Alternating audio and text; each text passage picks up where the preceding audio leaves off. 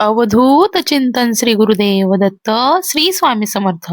माझ्या प्रिय स्वामी भक्तांनो, तुम्हा सर्वांचं आपल्या या पवित्र श्रद्धेच्या आणि विश्वासाच्या श्री स्वामी समर्थ युट्यूब चॅनलवर मनपूर्वक स्वागत.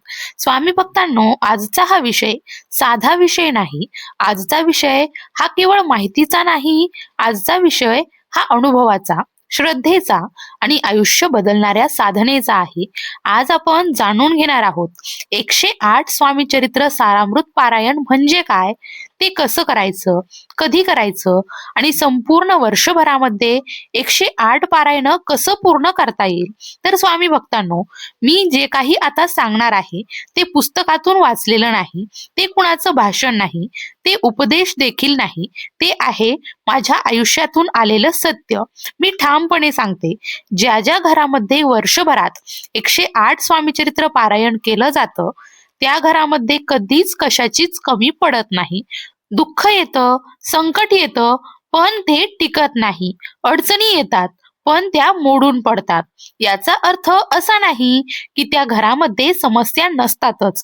याचा अर्थ असा आहे की त्या घरावर स्वामी महाराजांची ढाल ही कायम उभी असते. तर स्वामी भक्तांनो, प्रत्येकाच्या आयुष्यामध्ये दुःख आहे. प्रत्येकाच्या वाट्याला संघर्ष देखील आहेत. कोणाला मानसिक त्रास, कोणाला आर्थिक त्रास, कोणाला आरोग्य समस्या. हे सगळं आपापल्या कर्माचं फळ आहे.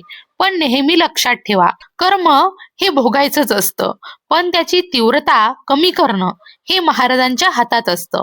मी स्वतः हे अनुभवलं आहे. माझ्या आयुष्यात देखील दुःखांचा डोंगर होता, पण स्वामींच्या कृपेमुळे, स्वामींच्या सेवेमुळे तो डोंगर पार करणं शक्य झालं. त्रास कमी झाला, वेदना सहन होण्यासारख्या झाल्या आणि आशा ही कायम जिवंत राहिली. म्हणूनच आज मी तुम्हाला आग्रहाने सांगते, 108 स्वामीचरित्र पारायण ही केवळ सेवा नाही, ती जीवन बदलणारी साधना आहे. 108 पारायण म्हणजे नेमकं काय?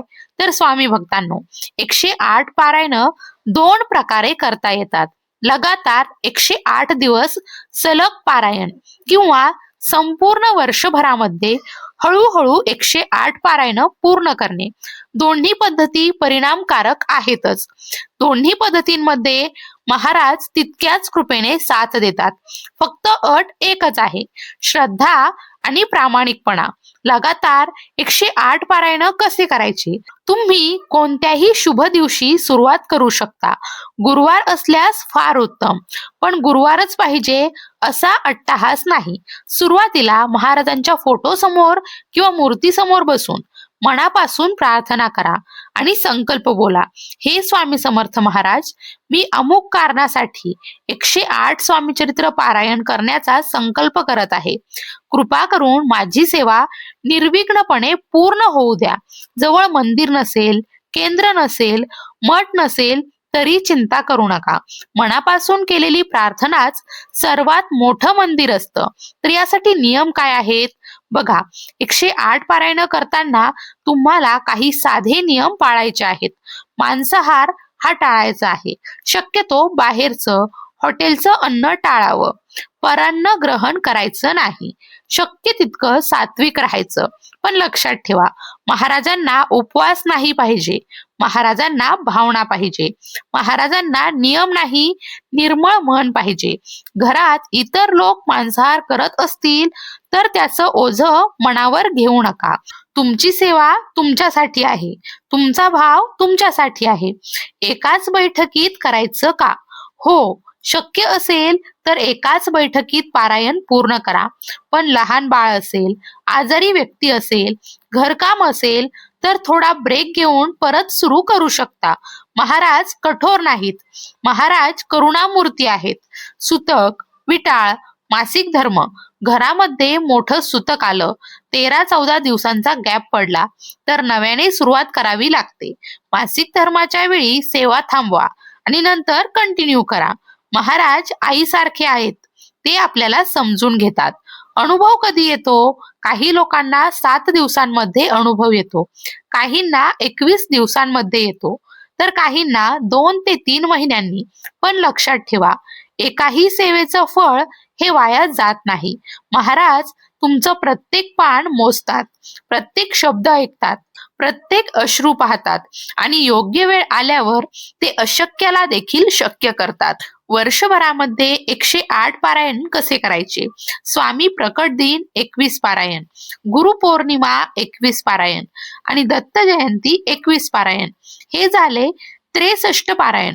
उरलेले 45 पारायण तुम्ही महिन्याला ठराविक दिवसांमध्ये किंवा हळूहळू करू शकता.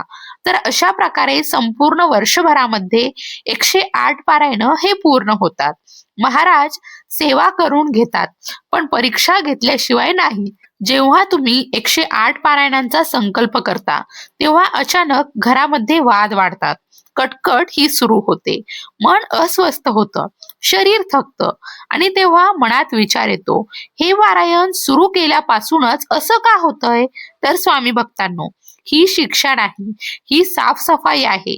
जसं घर झाडताना धूळ उडते तसं आयुष्य झाडताना त्रास होतो. सेवा म्हणजे व्यवहार नाही, सेवा म्हणजे देवाला लाच देणं नाही, तर सेवा म्हणजे स्वतःला पूर्णपणे अर्पण करणं. एक वेळ अशी येते की मागावंसं वाटतच नाही, फक्त महाराजांना बघावंसं वाटतं. हीच खरी भक्ती आहे. स्त्रियांची सेवा महाराजांना फार प्रिय.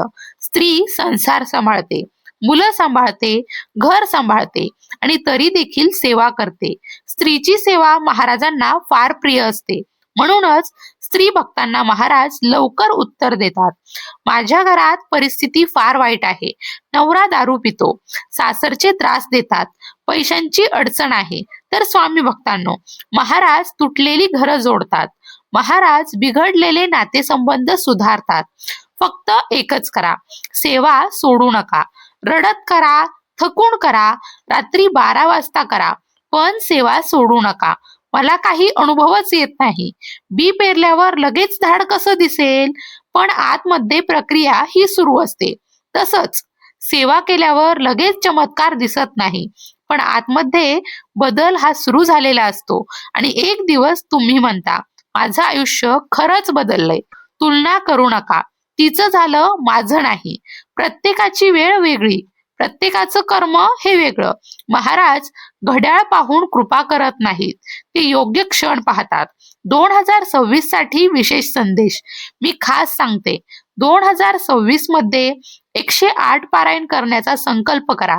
मग 2027 मध्ये महाराजांकडे मागायची वेळच येणार नाही, कारण ते इतकं भरभरून देतील की काय मागावं हेच कळणार नाही.